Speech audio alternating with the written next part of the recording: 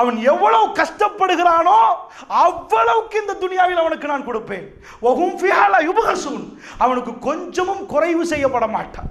அவன் ஹிந்து என்று நான் பார்த்து குறைக்க மாட்டேன். அவன் படுகிற கஷ்டத்துக்கு, அவன் சிந்திக்கிற சிந்தனைக்கு, அவன் எவ்வளவு படித்திருக்கிறானோ அதற்கேற்ப எல்லாத்தையும் கொடுப்பேன். மறுமையில் வருவான், ஒன்றுமில்லை என்று அல்லாஹ் சொல்லுவான். மறுமையில் உனக்கு ஒன்றுமில்லை என்று அல்லாஹ் சொல்லுவான். துனியாவுக்கு கஷ்டப்பட்டால் துனியா கிடைக்கும், ஆகிராவுக்கு கஷ்டப்பட்டால் ஆகிரா கிடைக்கும். அல்லாஹ்வுடைய நல்லடியார்களே, அப்படி என்று சொன்னால் இந்த நிம்மதியை மட்டும் அல்லாஹ் எல்லாத்தையும் கொடுப்பானே. ஒரு டாக்டருக்கு எல்லாத்தையும் அல்லாஹ் கொடுத்து விட்டான், ஒரு பெரிய பிசினஸ் மேனுக்கு அல்லாஹ் எல்லாத்தையும் கொடுப்பான்.